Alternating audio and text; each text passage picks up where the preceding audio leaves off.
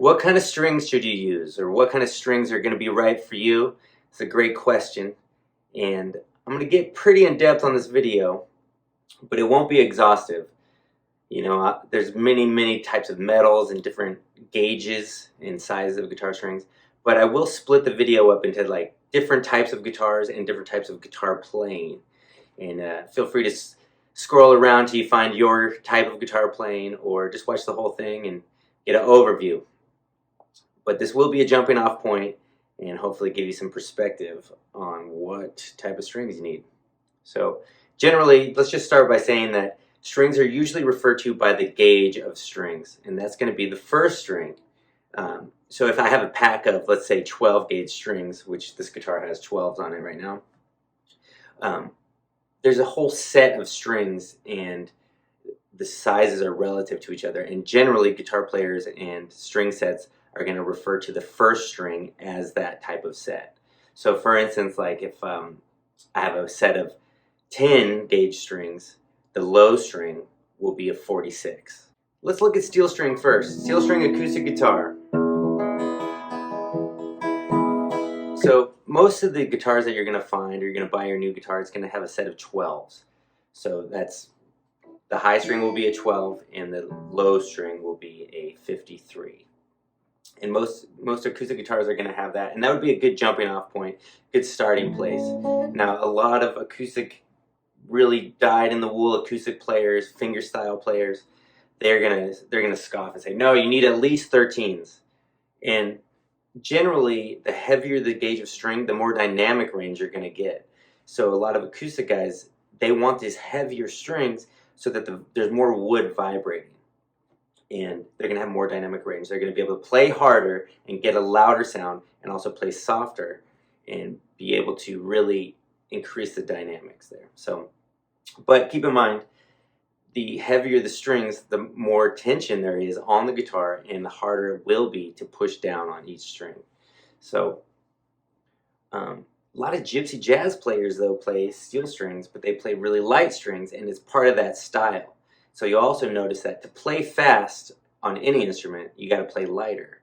And you'll notice that a lot of fast players will choose lighter strings because they don't have to push down as hard, and they can move to the next note or the next string. So if you're just starting out, just make sure that your action is also good. So if you have a steel string acoustic and you've got 12s on it, but the action is kind of high, that means the distance from the string to the fretboard, that's kind of high, it's going to be even harder to push down. So if you're playing a steel string acoustic guitar, this is probably the most physical of all the guitars. You want to make sure that your guitar is set up well and that the strings are as close to the frets as possible without buzzing. So you may notice that if you tune down, let's say that you play, this guitar is in standard tuning, but a lot of people play an E flat, they tune down a half step, and out here in Nashville, a lot of songwriters tune down a whole step. You may decide that you want to go heavier on the strings, go with 13s or 14s, because the low pitch is going to decrease the tension on the strings. So you may want to go heavier strings so that the guitar doesn't buzz or get to what I would call mushy. Sometimes if the strings are too light, it can just be too easy to push down.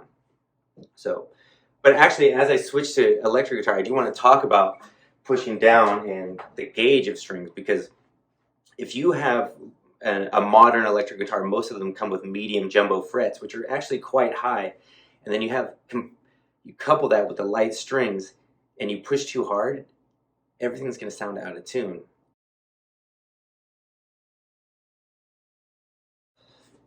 All right, so if we're going to talk about electric guitar, let's talk about starting with 10 gauge strings.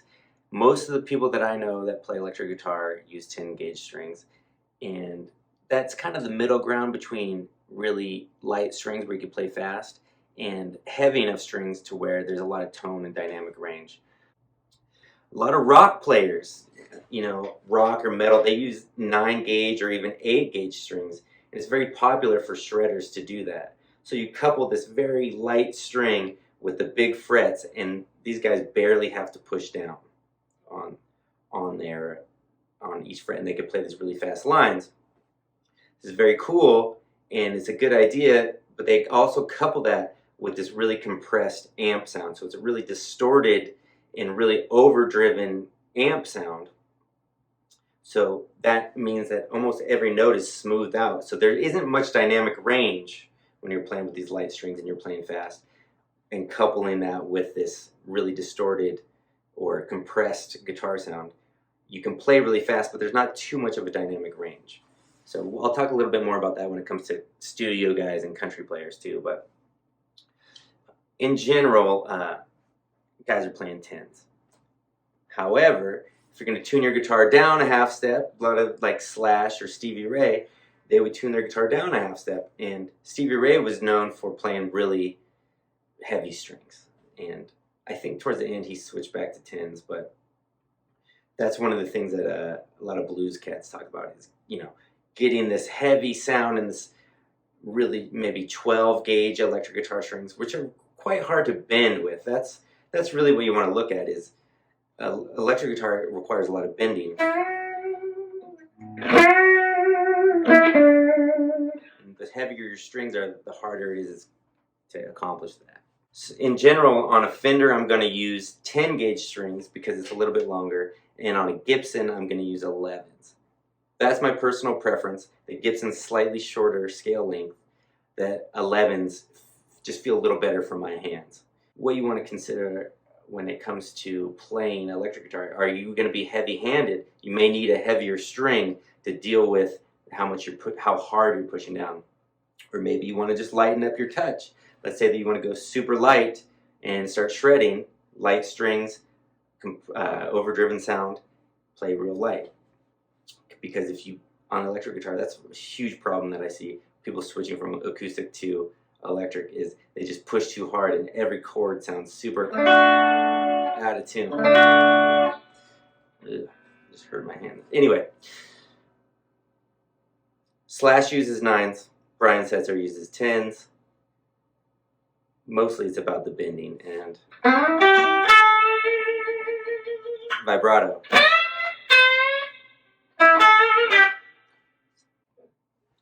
Alright, so a jazz guitar player, a jazz electric guitar player, typically is going to use a heavier string, like a 12 or a 13 on their electric guitar. And these have a wound third string. So just like an acoustic guitar, the third string is wound. And it's pretty heavy, very difficult to bend. Which is fine because that's not a typical thing in the jazz world, is to play bending and vibrato. Just really hard to get a good vibrato with these heavier strings. But what you get is a real buttery sound. Buttery? Just like a warm, kind of thick sound. You know.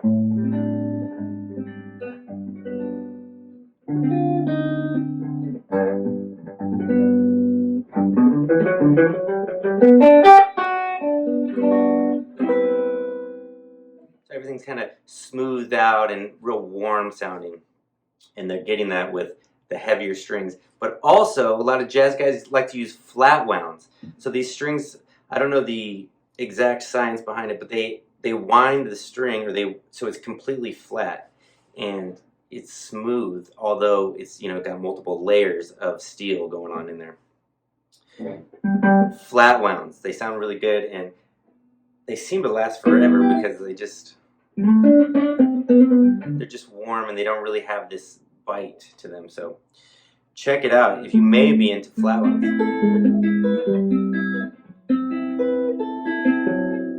I also like these for really kind of old school rock and roll, like a Chuck Berry vibe.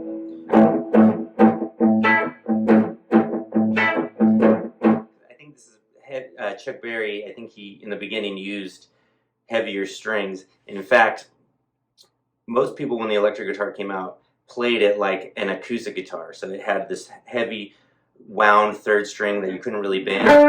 That's why on like Johnny Be Good, it's not really, his bends aren't really in tune. Or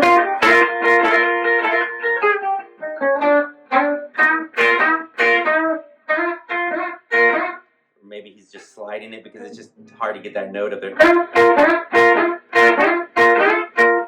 Anyway, a lot lot of old school blues guys like to use the heavy strings too, mostly because that's kind of how the style developed. Before B.B. King started doing all that vibrato, you know, there was this T-Bone Walker thing.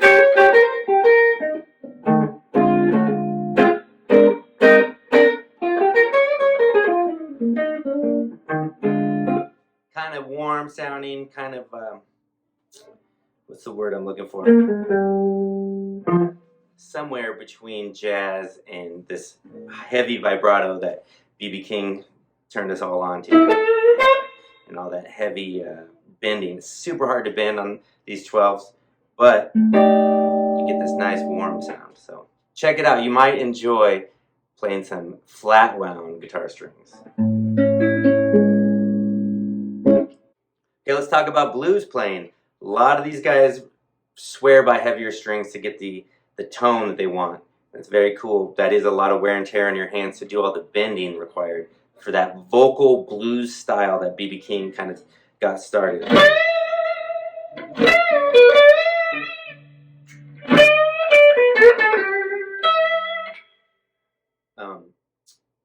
Just kind of depends. I know some blues guys that use 9s, but you know, in fact, Billy Gibbons. There's a story where Billy Gibbons asked B.B. King. He said, "Hey, how heavy of strings do you use?" And B.B. King said, "Super light." And Billy Gibbons said, "Oh, well, what about tone?" And the story is that B.B. King said, "Just turn your amp up, man. Just turn your amp up." I don't know how true that story is, but it is really this dance between your playing style and the gear that you're using. So if you're using a Gibson, it may not matter that much because it's got the humbuckers and it's going to kind of round out your tone. So you could use lighter strings. This is all a discovery, and it's kind of fun to get into when you start messing with different guitars and different sounds. But as a blues player, just keep in mind you're going to be doing a lot of bending, a lot of vibrato, and going for that vocal style, which requires real command over the string. All right, so country players, not too much difference in technique between the country guys and the blues guys, although the country guys are going to, in general, be playing lots of double stops and multiple notes bending and ringing at the same time. To get those in tune consistently, I think a lighter string is going to be the name of the game. So like a lot of studio guys like Brent Mason, I hear that they use 9s or even 10s. No, excuse me, 9s or even 8s.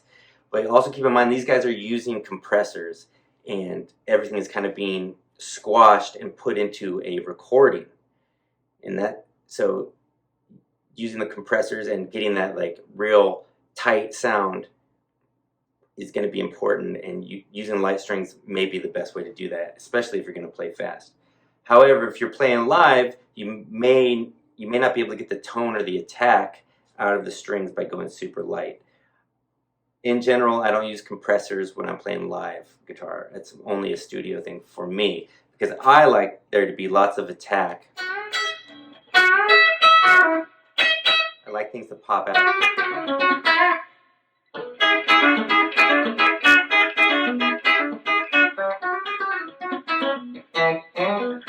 So, and a lot of like the Buck Owens style and the Bakersfield style, there is all that attack there. And to do these double stop bends, to do them in tune, which I didn't, that one was a little out of tune, the lighter strings are going to help. So I would say if you're going to be playing country stuff, start with 10s. You may want to do 9s if you're recording a lot, but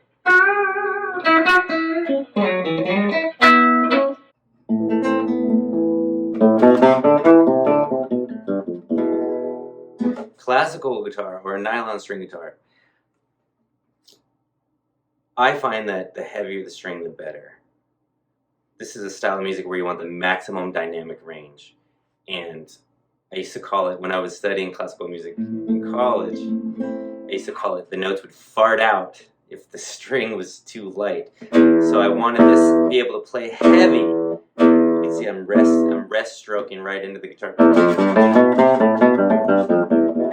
So I would go with extra hard tension. So there's many different brands, and some of them they list the different tensions with different words, and they have different names for it. But in general, I would start with the heaviest that you could go on the classical guitar or the nylon string. These are the Diodario ones.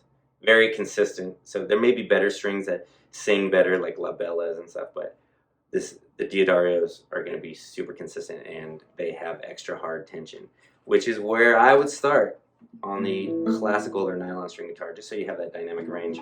You'll find that your guitar will probably stay in tune better the heavier the strings that you're using on all the styles. So if you're using a Les Paul with 13s on it, it's going to stay in tune pretty well.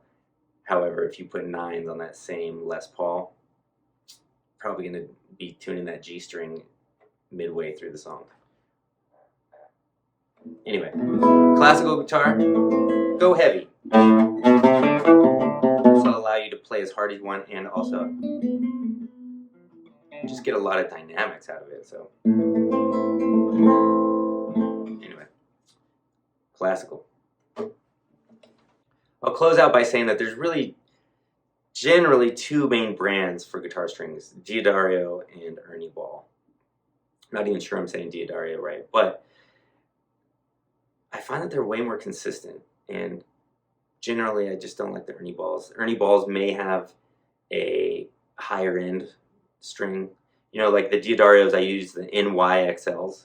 That's like their kind of coated or really high-end electric guitar strings. They cost double what the normal strings cost. Let me find it. Yeah, so these 10-gauge strings are great. This is what Brian Setzer uses. I use the NYXLs.